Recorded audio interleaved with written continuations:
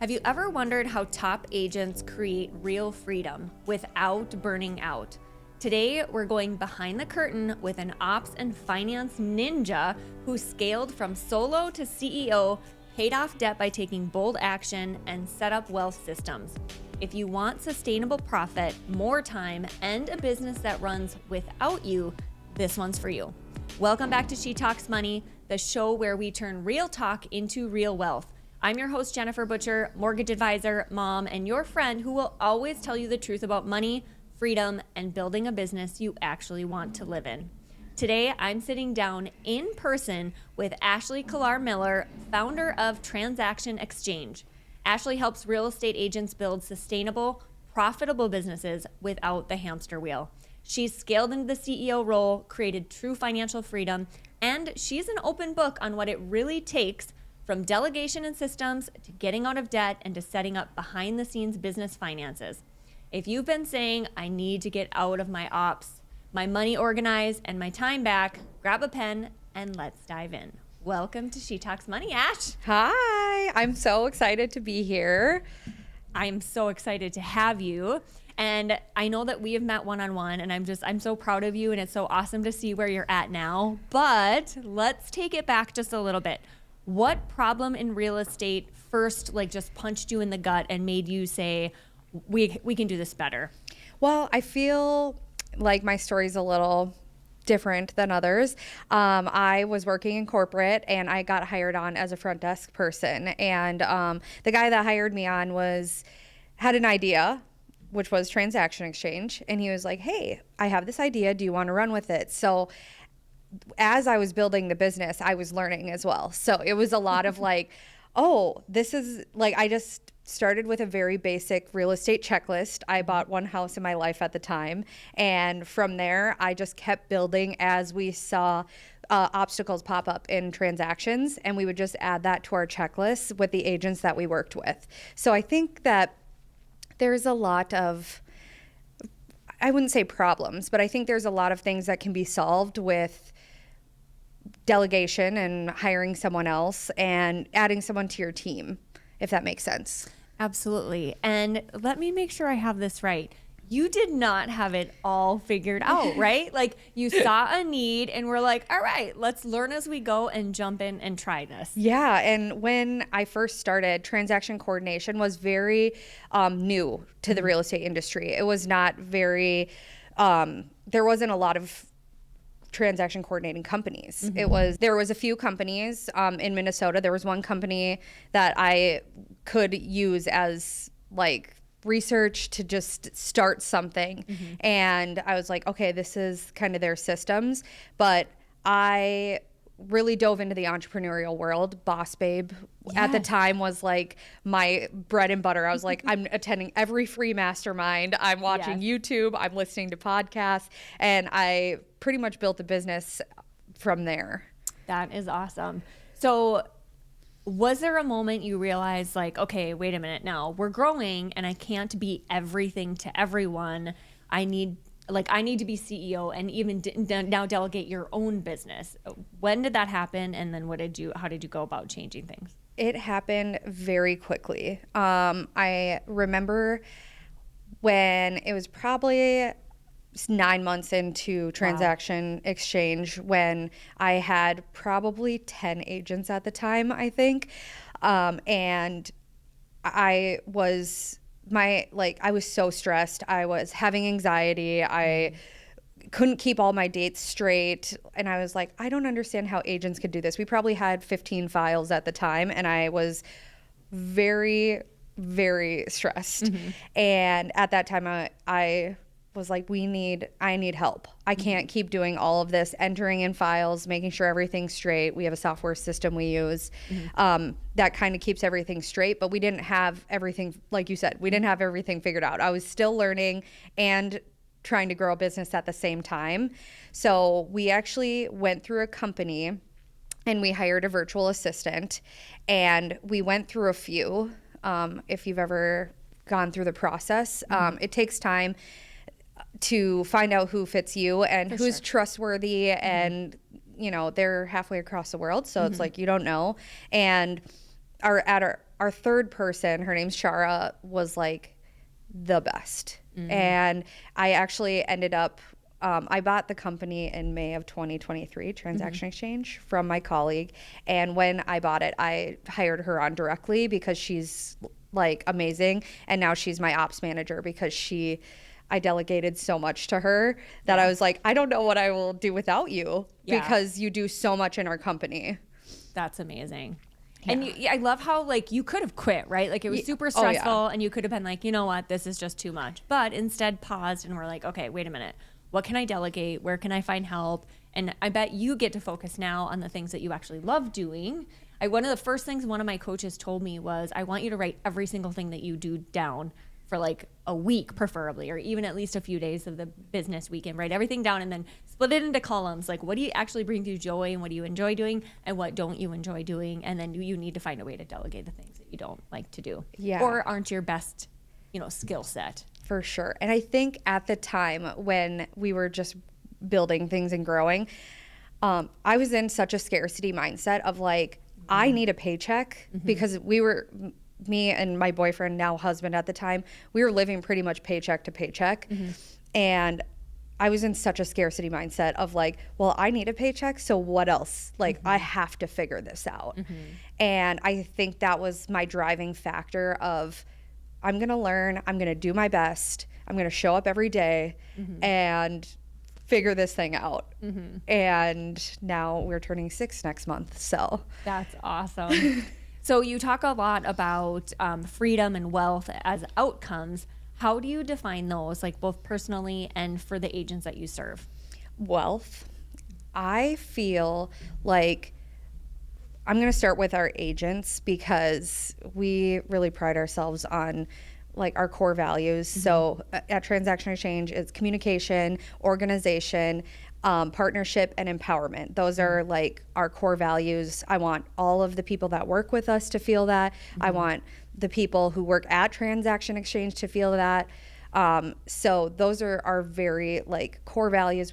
We want you to feel communicated with. We want you to feel organized. We want to be your partner and we want to empower you. Like that's what we're here to do.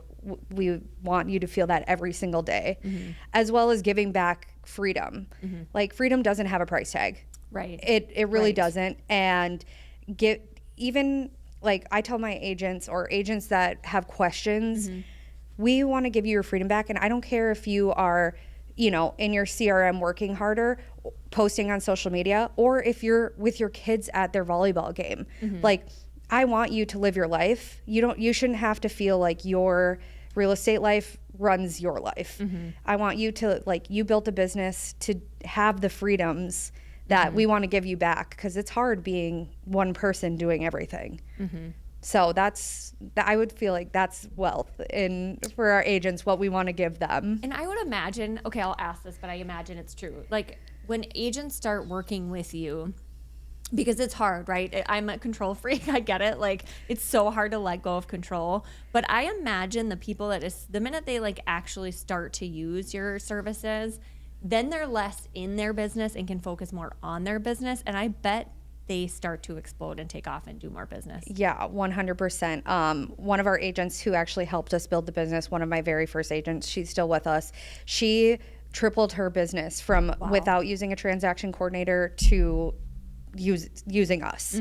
And that's for a lot of different agents they're in the thick of it in the ways that they want to be. And that just makes things so much better. They're able to make appointments and not have to worry about getting to their emails at 9:00 at night and so many different things where we're able to help them with that. So if you're an agent listening and you feel like you've hit this ceiling and you feel like you're busy, like quote unquote busy, like what are you busy doing though? Are you busying yourself with stuff that you're working on, like in your business paperwork stuff that's not necessarily moving the wheel? Or are you able to have time to work on your business? And if you don't have the time to work on your business and build it and grow, you have to let something go, right? And this is one of probably the very first things and easiest things to let go of. That gives you more time back. Yeah, and and it's risk-free. So you're not hiring an assistant. You're not hiring a salary. We do a fee at the end at closing. And so if you're not closing deals, you don't have to pay us and we're still here. Yeah. If anything cancels, you don't have to pay us either. Like, it's very like risk-free, and you get like a full-time partner in your business, and we're in it with you. I get a lot of calls where people are like, I can't talk to anyone else about this. Yeah. But you're in it, so you know. Yeah. So we're really our partners, and all of the agents that I work with, I feel like have become my friends because we're both in it together. Like, if you're successful, I'm successful, you know? Well, and I can tell that you care about them, but also at the end of the day, the client, right? All of our job is to get them to the closing table successfully, as seamlessly as possible, and give them a great experience. And it's clear that you guys very much care about that. So much. Yeah. What's an early mistake that taught you leverage? So many mistakes. I think I learned from mistakes mostly. Absolutely. And I was like, just in a real estate transaction, like, just timeline, you know, you learn that from experience. Yeah. Just reaching out about certain things, title, appraisal, whatnot. We do that. And I would be reaching out or I would like miss an email. I didn't read it fully. And then they'd be like, well, we already said that. And I'm like, oh, so, or I would send, you know, something that didn't quite fit with a transaction. Like, if it was land, you know, where it's like, oh, just small mistakes where it's like, ooh, I did not like the feeling of that. Yeah. But then it helped me grow. It helped me be a better transaction coordinator and a better business owner, just slowing down, taking things one step at a time.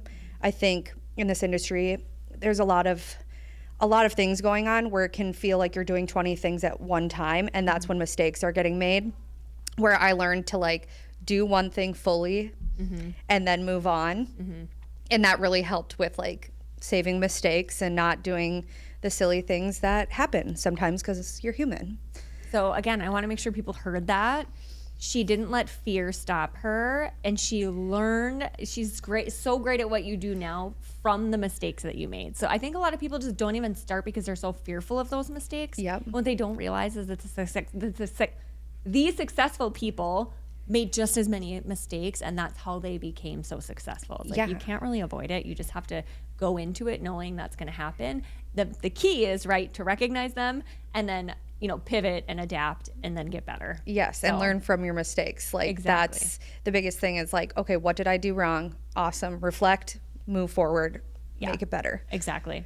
All right, let's get tactical. So how to work on the business, not just in it, like we've been talking about. So if an agent wants to operate like a real business in 90 days, what 3 systems do they need first, in your opinion? A CRM. I have a lot of agents that are like, I use Facebook memories for my CRM, and I'm like, that's awesome. I mean, if it works for you, that's awesome. But making sure that you have all of your stuff up front. Your client's name, email, phone number, address. I feel like those things are so important. Just if you did want to implement something, you want all of those things up front. If you want to drop off a gift, if you want to send out cards, if you want to text someone every quarter, like, you need all of those things right up front. If you're sending a newsletter, you need their email. So I think just having all of your clients' information in front of you and making that a priority, because like 45% of your transactions come from the transaction you already did, whether it be a referral, a repeat client, mostly those, you know what I mean? Just from someone that you already had a transaction with. So and can I add in there really quick? You have to think like a boss, right? Yes. I have a lot of agents tell me, well, I have enough transaction, or I only do enough for it. Like, I can keep it between my calendar and in my head. What about 5 years from now? If you want to be doing 100, 200, 300 transactions a year, are you going to be able to keep that all in your head or on your calendar? No, you're not. So you have to think as if you're the person you are 3-5 years from now, and act like that person. Do what that person would have to do for the amount of business that they're going to do, and start doing it right now. And you're going to thank yourself, trust me. Yes. Right. And not even just that, like, real estate takes time. Like, it's going to take 6 months, if not longer, to close a transaction with somebody. Right. So it's like, you have to do it's December now. If you want to do like have a great spring, you have to be doing it right now. Yes. You have to, because things aren't going to happen until next June, if you think about it. Yeah. So that is definitely one of the things. CRM. Okay. I would say hire a transaction coordinator, of course. But we try to give our agents 10 to 12 hours per transaction back. That's like our goal hours. It's hard to tell because people take longer to do stuff and everyone's different. But we want to give you back your time. We want to delegate. It's less risk. And you have a partner in the business, and it can feel lonely when you're an entrepreneur. So I would definitely delegate to someone the stuff that you said that you don't like doing, or is taking up too much of your time where you can't be in your CRM. And then the third thing I would say, I don't know if it's a system, but boundaries. Setting up boundaries. I am a boundary queen. I have 2 phones. One is for work, one is for personal. We work 9 to 5, Monday through Friday, and at 5 o'clock, my phone goes into my office, and I do not check it until 9 a.m. the next morning. Yeah. And I'm so thankful I started that very soon when we started Transaction Exchange. When I first started, it was very, I would say, willy-nilly. My hours were all over the place. I was bending over backwards during time that I should have been spending with my family. And once I realized that I was slowly just like emptying my cup, I was like, something has to change, and how can I do this? And so we pretty much go off of title hours. And ever since then, it's been fantastic. And I have 2 independent contractors that work with us, and they have the same hours too, and it's awesome. So anything you can do to just set your boundaries, whether it be always having dinner with your family on Wednesday and putting your phone away. Yeah. Anything that, like, to you, block off the important things. Yeah. Because that's what like I said before, that's what we're here to do. We've created this business. You created your real estate business because you wanted the freedom to live the life that you want. So Yeah. super important. I love boundaries. Awesome. So what are the first 3 tasks you recommend delegating off an agent's plate, and which tasks should they never delegate? Never. Okay. I'm going to start with never. I don't think agents should delegate like appointments. I feel like you're the face of your business. I understand, like, I guess connecting with people, people, number one. You want to be connecting with people.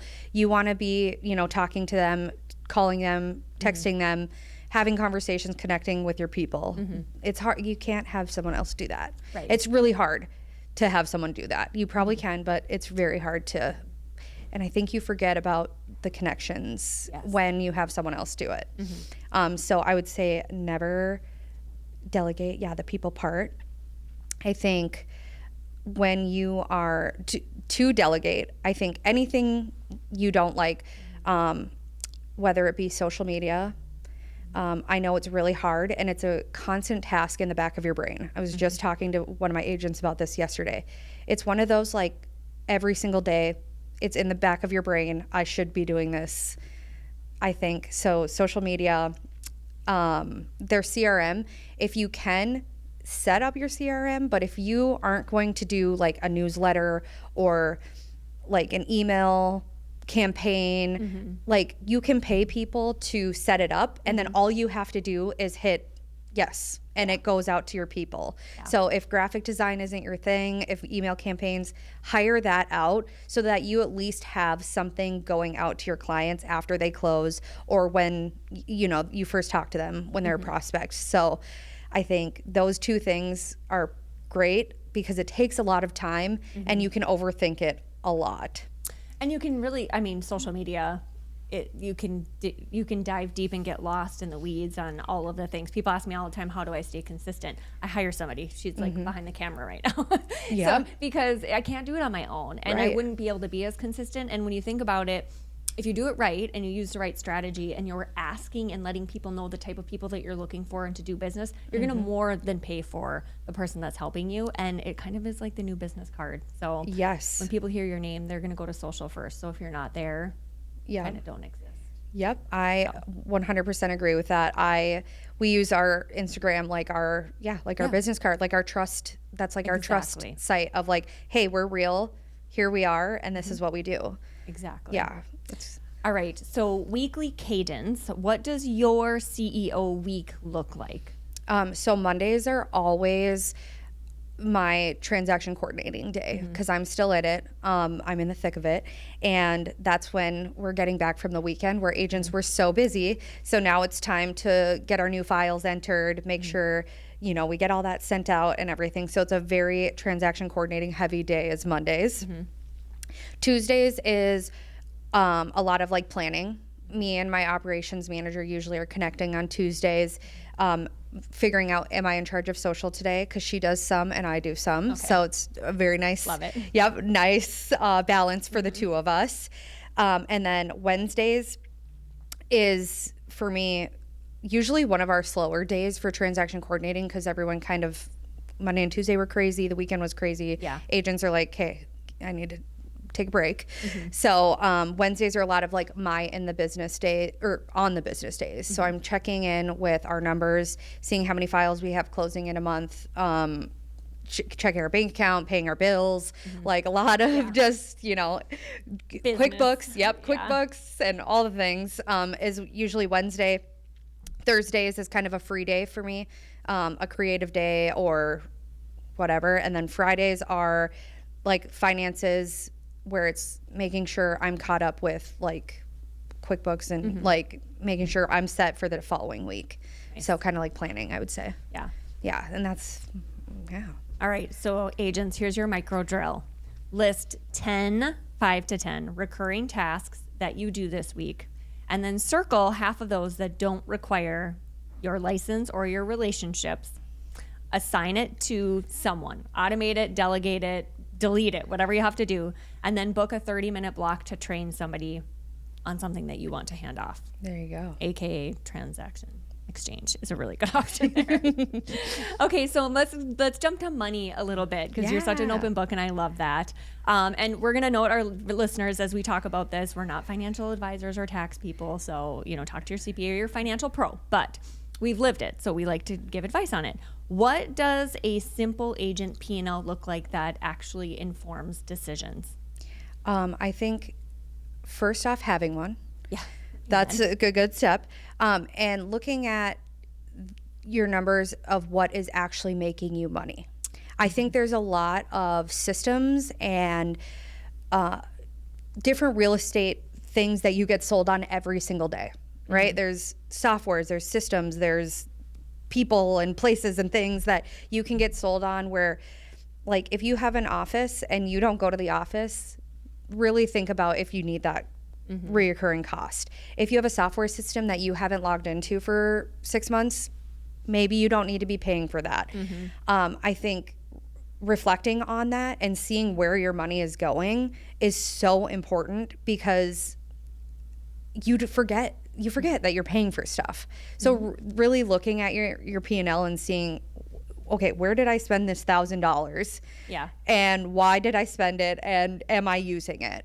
I do that every time I log into QuickBooks. I evaluate our software systems and I have the bare minimum. Yeah.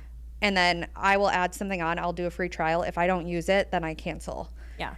Like, that's huge for me. Yeah. So I think so many agents, like us salespeople too on the lending side, we're sales, right? We think of us as our salespeople, but you have to have the business mind too.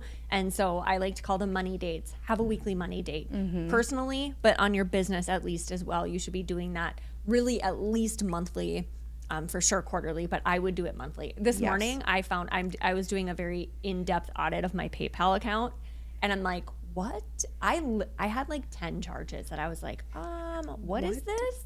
And then when I went to the site, completely forgot I even had a subscription to it. And so now I'm like deep diving into like every website and like how, you know, because how many times do we sign up for something like this is the best thing ever, I have to have this, and a week later we completely forget that we even have access to it, or that it's a recurring charge monthly or annually or whatever. So, or you sign up, right? You sign up for your free trial, you forget that you put your card in, and then it's off to the races. Guilty as charged. All right. So your debt payoff story, what specific actions did you take to accelerate it? And if you had to do this in 30 days, what would your 30-day playbook look like? Sign up for a budget app, whatever it is. I use EveryDollar because it's free. I love it. Yeah. EveryDollar, it's free. It's easy to use. It's awesome. Me and my husband, we have money dates together, and we broke down everything that we pay for, and it breaks it down in EveryDollar, which is really nice. Of like, at the bottom is like, okay, this is your debt, you know? It's like, awesome. I love that. So we did that. And so let me rewind a little bit. So when I was 25, I bought my first house. This is before me and my husband were together, in St. Cloud, Minnesota. And I bought my house. I used first time home buyer. I had like $500 in my bank account, and I was like, yep, I'm buying a house. Let's do this. So I bought my very first house, and then fast forward, me and my husband grew out of St. Cloud. We're like, okay, we got to move. So when we sold, we actually were able to pay off a large chunk of our debt, which was like the biggest leap that we needed at the time. And it was amazing because I bought my house for like, I think it was $114,000 in 2018.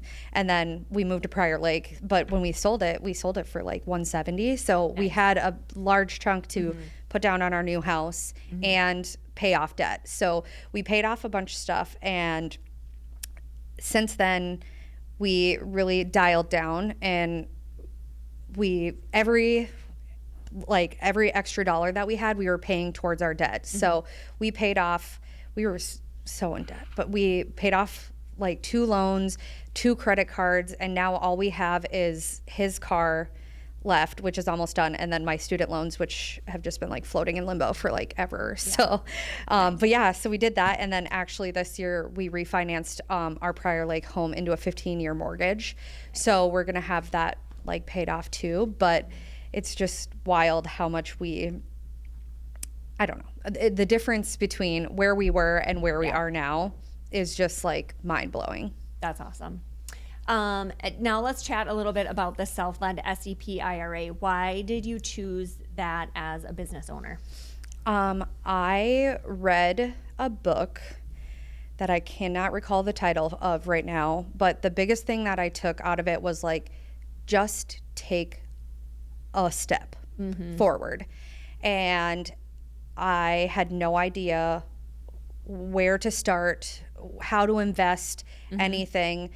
I was like, I don't know how this works. And now, thank you, ChatGPT, where I was like, what is the first step that I need to take as a business owner, because I have money and I'm finally profiting, and I don't know what to do with all this stuff. And I typed in ChatGPT, and it was like, okay, here are your few options. So then I researched it further and did not use ChatGPT as like, you know, my advisor. Yes. But I went to, because I had Fidelity before.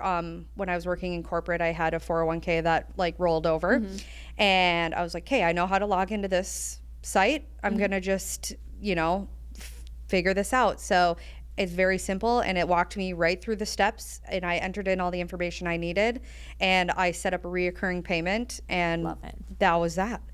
And that's the small step that I've been taking, and it's wild because of how much it's grown so far. Yeah. Where you wouldn't think $300 a month would be, an impact, but it really is just taking that small step forward in your investing. Right. Just start and wherever you're at, if it's $50 a month, whatever it is, $10. Just start, and you'll get in the habit. And especially, I love that you just automate it, that it's recurring. just start. And once you start to see that money grow, it kind of becomes addicting. I know I'm yes. I'm a numbers nerd, but it's super fun to see it grow. And then you want to contribute more. Then you want to research more different, other avenues and things that you can do. So, Yes. any common myths or mistakes that you see agents doing, like setting up retirement accounts? I guess I don't really talk to my agents about their retirement account, Sure. but like I said, my biggest advice would be just Do it. Just like the smallest step. Just step one, set up a SEP IRA. Yeah. You know what I mean? Or set up a retirement account, whatever your choice is. Yeah. Just set it up. Yeah. I see a lot of people not